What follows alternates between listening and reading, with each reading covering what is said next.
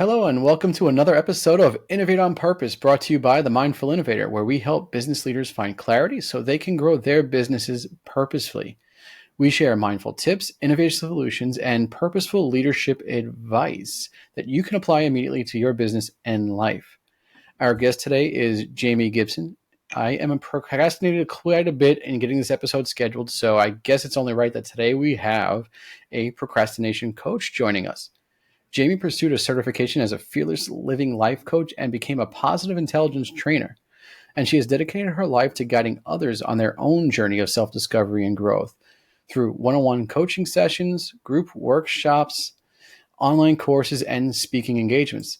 She has had the privilege of witnessing incredible transformation in the lives of her clients. And today she is here to help you stop procrastinating so you can innovate on purpose. Jami, thank you so much for being here today on the episode. Hi, Matt. It's great to be here. Thank you for having me. Yes, a procrastination coach. That's not something that I hear every single day. It really did intrigue me to hear that there's a coach within this particular field. Can you tell me a little bit about exactly what is a procrastination coach? Well, there's a procrastination coach, and then there's like a productivity coach.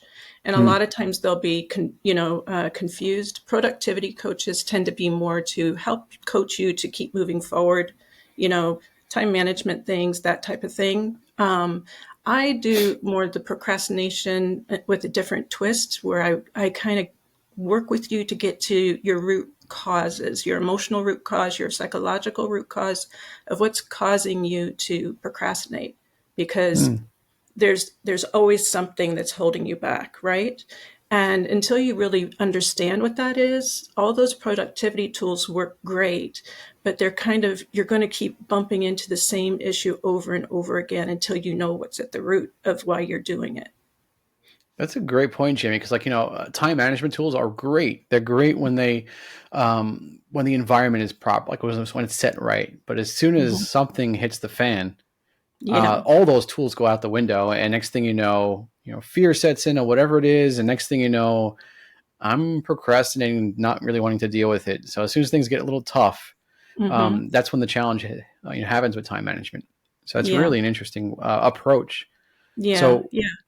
so tell me a little bit more about how you came about becoming a procrastination coach. Yeah. Well, like I said, I was a trained as a fearless living coach. Mm-hmm. And so I've got a lot of background with dealing with my clients with their fears and working through their fears. And I kept finding people, okay, we can work through this fear, but they still wouldn't take those steps forward. It's like they stayed in intellectual, okay, fine. But I was trying to pull them forward to create those dreams that they wanted to do, especially I work a lot with people, my age, middle age and older, because we all had dreams when we were kids. We all had dreams when we were in our 20s. And when you get to a certain age, like I am, it's time to, if you haven't already, it's time to start going after those dreams if you really want them. But people are like, I'm too old. I can't do that, yada, yada, because they've gotten stuck and they're afraid to take that step now because it's been so long. They don't know if they're going to fall on their faces or, if it's a waste of time and all of that type of thing. So I work with helping you to get out of your own way and let yourself take those steps. And when you feel yourself with the procrastinating, you've found out what your root reason is. Like, for instance, I still procrastinate, I admit it, but now I know where mine is coming from so I can work with it. Before I did, I was the person that could do everything for everybody. Like, I would bend over backwards. It's kind of like, those stories you hear where the interior decorator does this great work, but you go look at their house and it's like, oh, you know, I thought you were an interior decorator. Your home doesn't look like that. That was me. And it led me to, over time, to have two bankruptcies. I filed bankruptcy twice. And the second time, the first time I thought I had it handled, and then I fell back into the old habits. And so the second time I had to really sit down and look at this. And through the work that I did with myself and coming to what is causing me to not take care of me, not take care of my finances, but take care of everybody else. Because I was treasurer for a bunch of different organizations. So it made no sense. And it came down to, I recognized finally, mine came down to self-worth, not feeling worthy to take the chance for myself, not feeling worthy that I would be successful with it. And once I kind of came, to that realization, now when I procrastinate, I can stop a minute and say, okay, what is it that you're feeling like you can't have this? Mm-hmm. What is it? And then I can work with myself and move forward with those steps. Wow. That's like really deep, profound, like insights, like coming to the point of like, okay, I have no self worth. Like, how did you Mm-hmm. come to that realization? Like, was there a particular exercise or technique? How did you get there? It was a lot of looking backwards, a lot of getting really honest with myself, because I could always come up with reasons why I wasn't taking care of me first. Oh, I have to do this for this person, my job, all of that. But when I stopped and I even looked back to in my early 20s and in my teens, it's like I was always taking care of other people before I was taking care of me. And why was I doing that? And what was I doing for me during all of those times? And I also started to see that for me, taking care of those things for other people, that's what gave me my self worth, which seemed kind of silly Mm-hmm.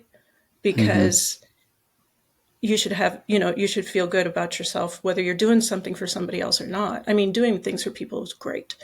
But, it was more getting really honest with myself that I was ignoring myself most of my life. I was ignoring me, who I was, and what I needed, and taking care of me to make sure that everybody else in the world is okay. I was ignoring that thing that they say on the airplane, put the mask on yourself before the person next to you so you can be there for them. I was just giving everybody my mask. Yeah. Wow. I mean, yeah, that's definitely really important. Something that I'm coming to the realization to myself. I'm here to serve others. That's what I want to do. It's what Mm-hmm. fuels me. But yeah, if my tank is Yeah. empty and I don't fill my cup first, it's hard to fill others' cups.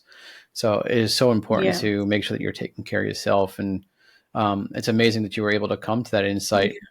So now you have like this It self was a worth hard one insight. to swallow. That was, Oh my gosh, yes. yeah. Admitting to my admitting to myself the self-worth was a really hard one for me to swallow. Hmm. That was, my ego really got in the way of that, to really be boldly honest with myself about it. And because all kinds of shame started to come up then too, which was also connected to the procrastination for me. So now, my goal is to help people get to that root for them, because mine was self-worth. That probably isn't yours. But if I can help you find that, then we can find the tools that work for you, and we can start to change some of the messages that you've been telling yourself for years, all of those old tapes, and start rewiring them, which is part of the positive intelligence then comes in to help with that. Mm. So tell me a little bit about that. Like, what's the the rewiring Yeah. process of The positive fixing those things? intelligence. Yeah. Yeah, yeah. It's kind of like, I was also trained by Shazad Shamin with positive Hmm. intelligence, and his whole thing is, there's everybody has the judge, the one that's always like yelling at you in your head, right? And then there are, I think it's 12 saboteurs. For some reason, I'm thinking it's eight. Anyway, there, everybody's got these saboteurs. There's the passive person, there's the over overachiever, all of these. And when you kind of identify which saboteurs are the ones that are really playing with you, then there's these tools that you can do that we can start to rewire the muscles, that, rewire your brain with the, like, the muscle of it, by when you're starting to feel, like, for instance, a really simple thing is when you're starting to feel a certain way. Let's say you're going into a meeting, or you've got to give a presentation and you're nervous about the presentation, and all of these things are coming in your head. I've screwed up the last presentation, or I've screwed up the presentation when I was 18 years old. I know this is going to be bad too. So one thing you can do is just kind of, take a few breaths, and then for 15 seconds, you just take two fingers and rub them together so that you can feel the fingerprints, the ridges in your finger and stuff, and just really focus on that sensation. And the more that you can focus on that sensation, it brings everything down. You come into that present place. It's shutting up those saboteurs and that judge. And it's building what he calls the sage part of your brain, which is making you, it's the rewiring starting. That muscle is starting to build so that you're feeling that confidence rather than Hmm. letting all of those other noises take over. And you can do the presentation then. Even during the presentation, if you have a minute, you can do something as simple as rubbing those two fingers together. Nobody knows. It's a really great trick for you to just kind of like, breathe and be present instead of getting caught up in all of that chatter in your head. Yeah, that's a great mindful tip. So anytime that you're feeling that fear or that judgment that you're putting on yourself, just take that moment of a few seconds and yes, rubbing your fingers together, I think is a great sensorial way to kind of just trigger that moment of just letting it go Yeah. and starting fresh. Can you Yeah. I tell me mean, there like, are other ways too, but that's just like a really simple, fast one that I can, mhm. yeah. Can you tell me a little bit about like how you use that like to re-trigger self-worth? Like, can you give us like an instance of when you were doubting yourself or didn't have your own self-worth and were able to kind of pull it Oh, out? yeah. um, for me, with the self worth and everything, uh, I found myself, I'm a very, very creative person, and I can come up with 10 ideas in 3 minutes for you. And they're really great ideas. I can do it for you.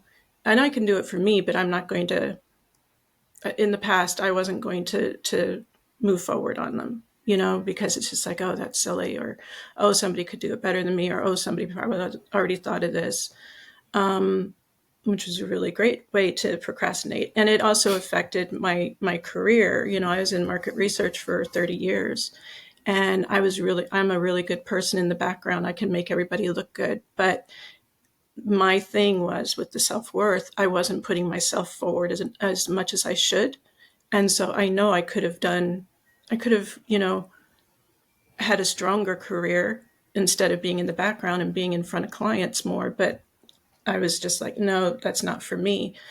When I started doing these things with, the rewiring of the brain and figuring out my own stuff about the self-worth, it's still scary to take that step forward, but I've got this different kind of confidence about it now where I'm still scared, but I'm going to do it because I know it's like I've got a parachute of tools that I'm going to be okay, even though I'm trying to take these steps. And, Mhm. whatever happens, happens. I'm still going to be alive at the end of the day.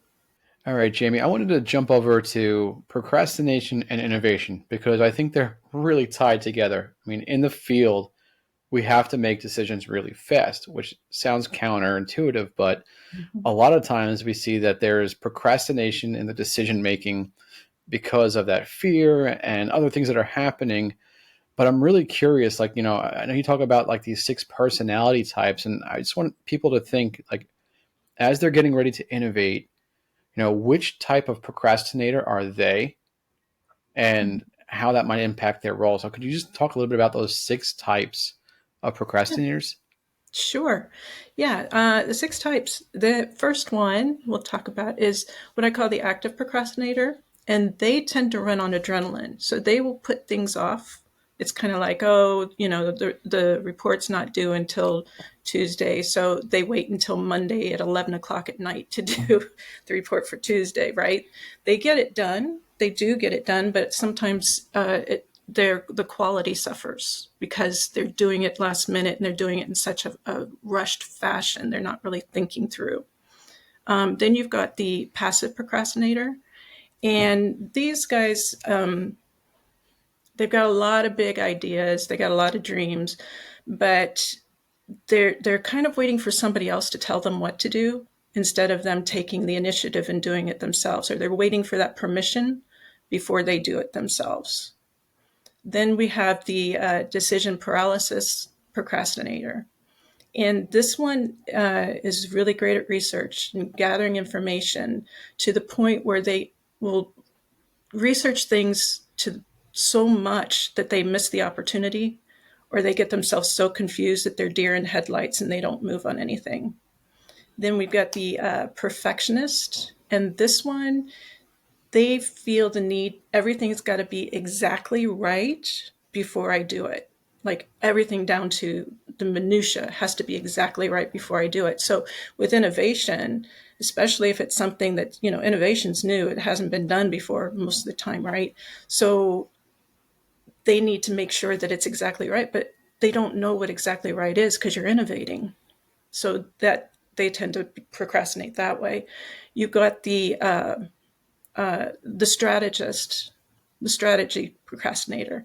These guys, they they always have a good reason for putting things off. For instance, when I make this much money, I will do X. But then as they get to that much money and they're like, oh, I've got to start doing X, they'll up the, well, I really need this much money before I do X. But it's a strategy that they're doing. And then there's the last one is I call them the rebel. And they procrastinate, but it's in a way where it's like, don't tell me what to do. I'll do it when I want to. You know what I mean? They're just kind Mm. of, they go out of their way to break the norms of, well, if that's what you're expecting of me, I'm not going to do it. Right. So with the innovation part on that, um, let's say you're working in a team with the innovation and somebody in the team is like, we're going to do this. The rebel will be like, well, I don't want to do it that way. So I'm just going to go sit over here. So those are those six types. I feel like I know them all. Yeah. Well, we all have parts of them in us, or maybe all of them in us, but there's usually one that drives you more. Like for instance, I can be a passive procrastinator. I can be, but my key one is the decision paralysis one. I mean, I Mm. will research and make sure I've got this and this and this. I got a little perfectionism in me, but when I kind of tease everything out, it comes down to most of the time the decision paralysis for me. And Wow. so once you know which one of these six you are, there are different ways to work through that. It's not, procrastination tools, it's not a one size fits all. That's one of the problems I have with people with the productivity tools. They're all wonderful. They really are wonderful. I'm not trying to knock them. But, you know, the strict schedule that maybe a perfectionist needs to be able to keep her moving forward. The passive procrastinator is not going to follow a strict schedule. You know what I mean? Hmm. So once you know what you are, what type you are, we can find those tools that help you, those productivity tools that will help you make some movement forward. That makes total sense. Yeah, I could definitely see that being helpful just to identify and know who you are. So this way, like you Mm-hmm. talked about before with the self-worth and knowing that, hey, if I have an issue with that, I can use some positive intelligence to kind of re-trigger myself back into noticing that and then getting back to Yeah. something that's more productive.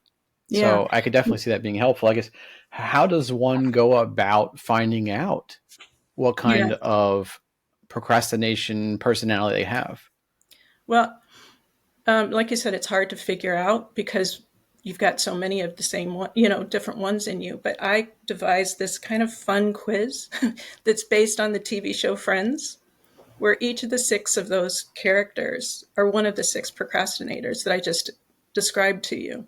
So I put you through this quiz and you find out whether you're an active procrastinator like Joey, or if you're the perfectionist like Monica, right? And then in that, I also let you know, explain what that is, explain what the active procrastinator is, and what um, what's great about it, and what are your challenges. It's like Hmm. because there's good things about being every one of them. So I make sure to let you know these are the good things, but these are the challenges that get in your way. And then I also offer to you three or four different tools for you and your type to push through that. That's awesome. Like, so how does one go about taking this quiz? If you go to my website, www.jamigibson.com, and it's on my website, the homepage up in the top right corner there, You could just click on the button, it'll take you to the quiz, and then you'll be able to see right away who you are, and then it'll take you to another page where you can see all the detail I told you. But I also send you a PDF of everything on that second page so that you can have that and keep it on your desk when you need it. Oh, that's awesome. I definitely recommend everyone taking that and using it when they're starting to make decisions within their business, because I mean, it's great to know exactly who you are and what might be getting in the way of those decisions. Mm-hmm. And also, where are those strengths? 'Cause that's a great point, Jamie. Like, being a strategist is very important for Mm-hmm. innovation. So if you know that's, your personality set, then great, build that strategy, but then realize when you're over When you're going strategizing. over it, yeah. Yeah, they all have really great parts to them. They really do. But just like anything, you overindulge in it, and it's not going to be good for you. Absolutely. And then also will be in the show notes. So this way, if you want to just tap that link below the show here, and you could take that quiz. I think that'll be really helpful for Yeah, folks. yeah, it's light and fun. I mean, procrastination can feel really heavy, and working through it. I know everything I said today, when I was talking about, figuring out self-worth and being honest, but I still want to incorporate fun and lightness into this journey of you figuring this out, because otherwise, the worst thing you can do to a procrastinator is make it seem harder. They're not going to do it. So I try to make it as light as I can at the same time, as well as being powerful to help you be actionable. That's awesome, Jamie. Yeah, I think it's so important for us to be light and fun, and especially when you're innovating and creative, we Mm-hmm. have a lot of pressure and in the roles, and a lot of fear that kind of underlies everything. Yeah, But when we're able to have that lightness, that fun, that's when the best ideas come out, when the greatest innovations get launched, and we're able to create great change in this world. yeah, Um, so absolutely. yeah. Jamie, is there anything else that you want to tell the audience in giving them mindful tips in their business? Like, how can they, become more mindful about Mm-hmm. innovating? One quick thing that I do as well, and I offer to my clients, we can get so caught up in our heads, especially when there's that fear, right? Um, and this is going to sound weird the way I'm going to say it, but I always recommend just paying attention to your gut. You know, when you've got a question or something that you're trying to do, close your eyes, take a few deep breaths, and then ask yourself the question. Pay attention to what happens in your gut, in your solar plex area. Don't listen to your head because it's going to try to scare you. Don't listen to your heart because it's kumbaya, we love everyone. The gut is where the truth always lies. And if you follow that guidance from there, sure, you might be scared sometimes, but you know that you're right with your gut. And so you just keep able to move forward. I love it.